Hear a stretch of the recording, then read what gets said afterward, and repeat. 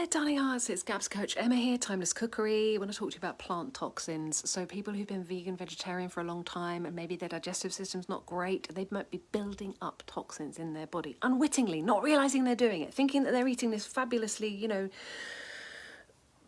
great diet that actually is causing their kidneys problems. So I want to talk about lectins today. And, all plants have these chemical warfare, they're defense mechanisms. The plants don't want us to eat all of them, so anything in mega doses is considered a poison, but anything in tiny doses is considered a medicine. It's all in the dose, isn't it?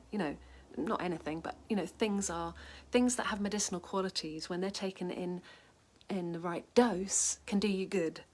And things, if they're taken in, they can cause you harm. You know what I'm saying? If you have too much of a good thing. It's that phrase, isn't it? Too much of a good thing. So, which foods have lectins, a high lectin?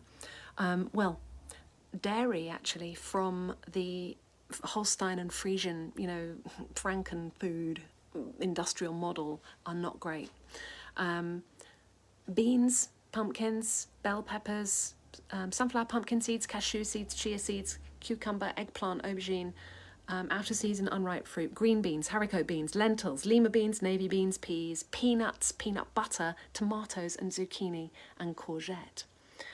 So all of the nightshades, potatoes and squashes and legumes, they all have quite high lectins. Now, this isn't necessarily a problem. Your body can actually get rid of these lectins quite easily. And as I said, in the right doses, they're medicinal and they're good for you.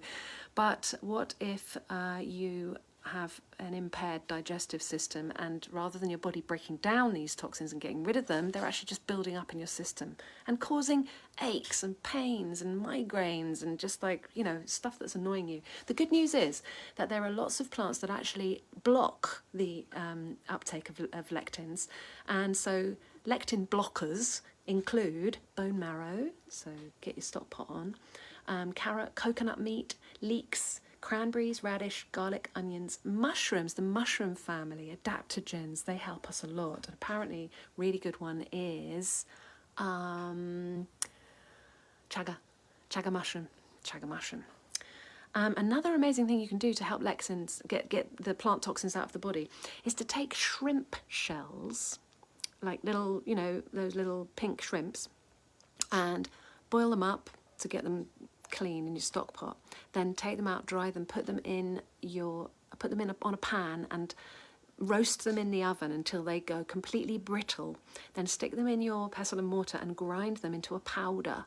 So shrimp shell powder is an excellent, it's kind of like a condiment. You can just sprinkle it onto your food. It's got really high calcium and it helps to limit and mitigate the effect of the lectins in the body. So you can travel with that. You could stick it in your bag like a little salt cellar, salt cellar, and just sprinkle that on what you're eating. It's going to help with the plant toxins.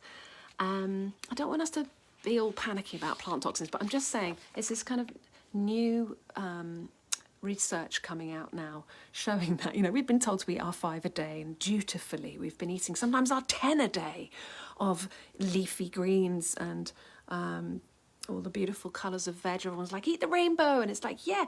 Now, for some people it does them good and it's great and they feel amazing and that's brilliant. But for some people it's actually contributing to the problem. So one man's meat is another man's poison, and we're not all the same and we all need different things.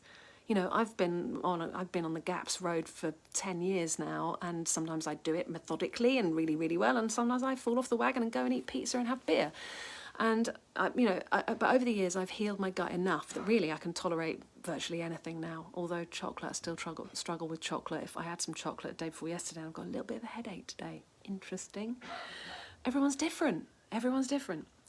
So I don't want us to beat ourselves up. I just want us to be aware that we maybe, if we're having a raw spinach salad with grated beetroot, with some almond bread and then a green smoothie, that's all very high oxalates, which are they're actually a pain in the neck oxalates because they're much harder to get out of the system than lectins are.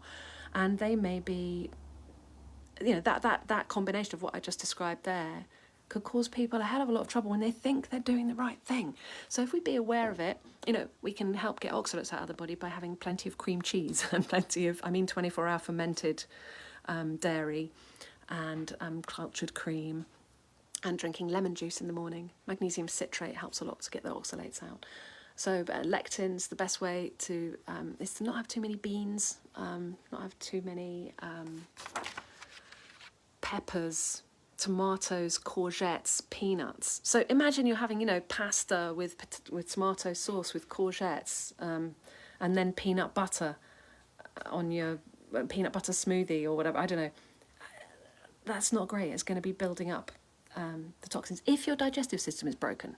Right, I'm not talking about everyone across the board here. I'm talking about people who've got issues. I'm talking about people who have symptoms that they don't want, like migraine, like achy joints, like fatigue, like, you know, you're either constipated or you can't stop going. These are messages from the body saying, help, I need some help, please. It's like, it's okay, well, come and get some help. GAPS can help. GAPS is not a sort of one-hit wonder.